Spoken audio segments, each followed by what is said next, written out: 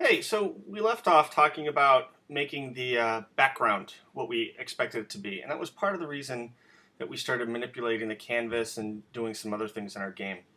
So let's go into our project, go into our sprites, and if we look here, we can see that we don't have our background. So let's go into our Finder.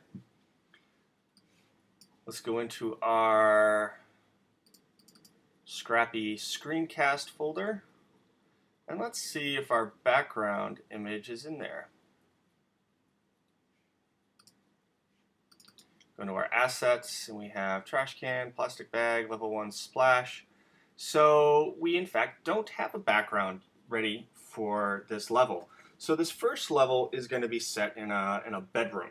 And the team made a number of different decisions, and they came up with a graphic design approach that they really liked. So what we're going to do is talk about how to do that. We're going to do a bedroom. Let's do a kids bedroom photo. And we might be looking for a messy bedroom or a clean bedroom. In fact, I think a messy bedroom might even be funnier.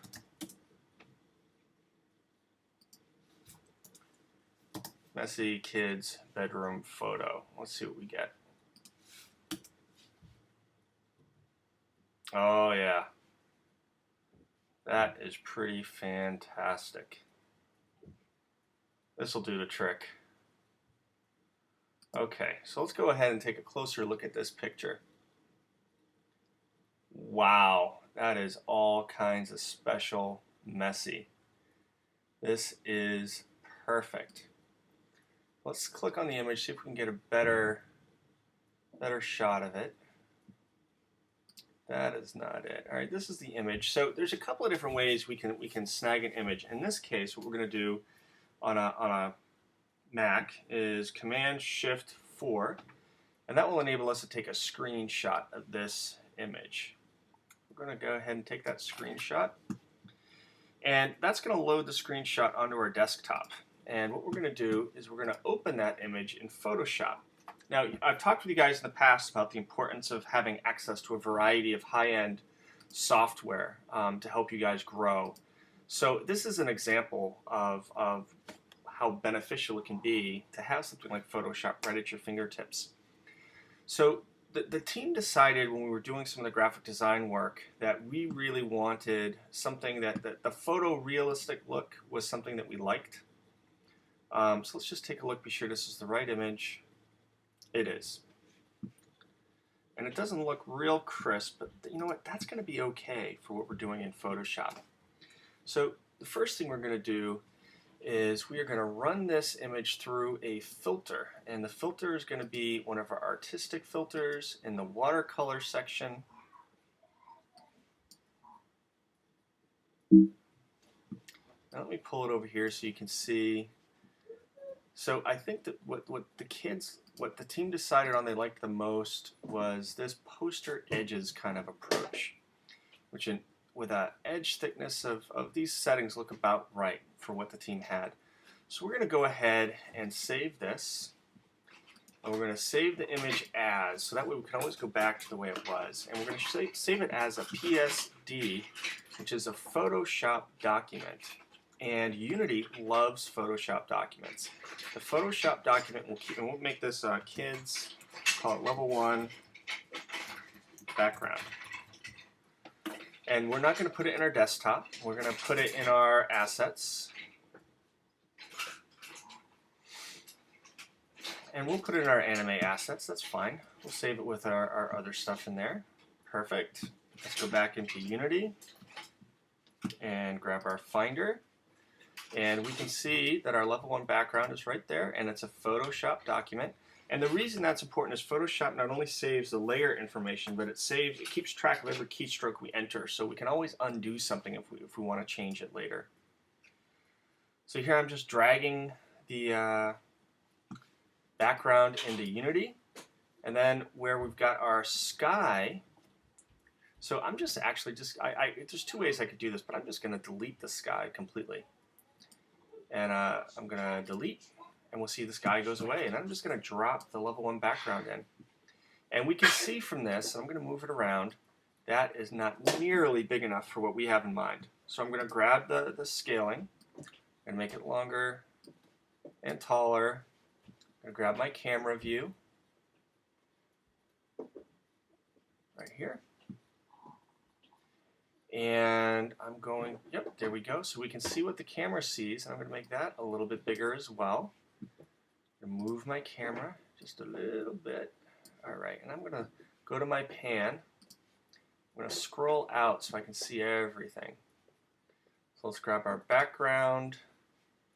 Let's transform it. That's not bad.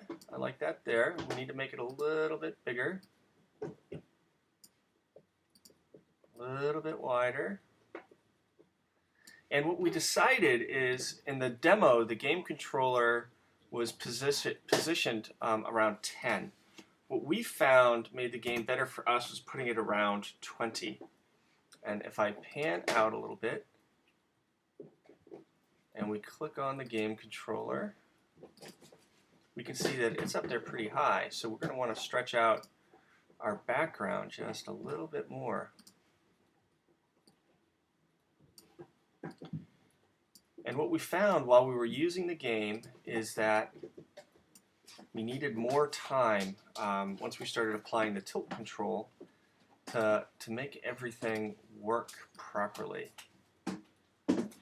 Let's go back into our camera view, and we want to see a little bit more of the screen. There you go. Kaylin says hi to everybody. We're going to open up that screen just a little bit more.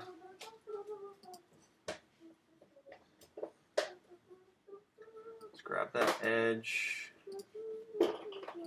translate it back, and you can see that our ground isn't quite as big as we want, and we found that to be the case as well, and we can just stretch that ground. We don't really have a whole lot of concern about that. So our game controller's been lifted up, our background's been put in. So let's go ahead and play our game and see what it looks like.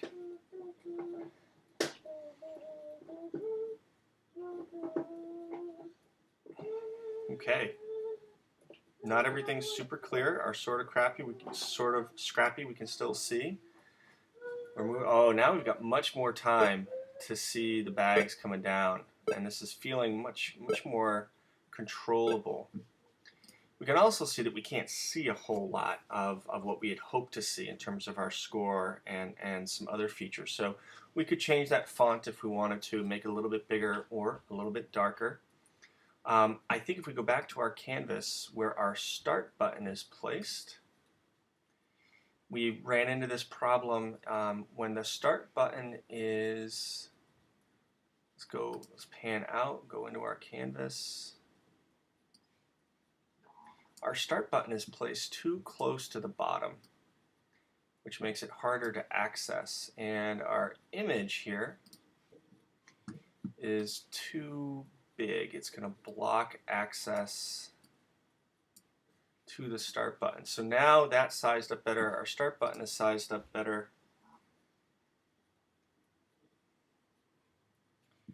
Go ahead and hit start. And we can see our plastic bags are falling. They're really hard to see against this background though, aren't they?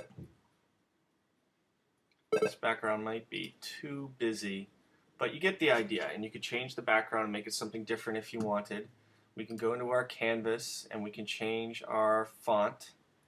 So the black was really hard to see, so we could make it white, and we can make it bigger if we want. We do the same with our timer.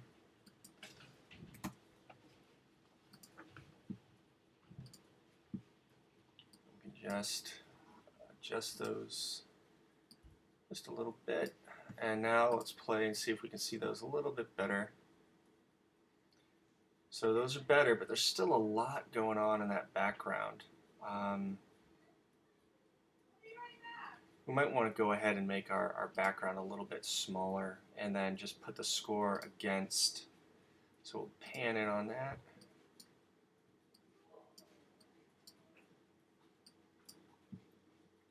And let's go ahead, grab our background, and we'll shrink that down just a little bit so that we can see it better when we run the game. Let's see if that helps. That seems better. And we can scroll that down even a little bit more, and we could change the sort of Scrappy as well. All right.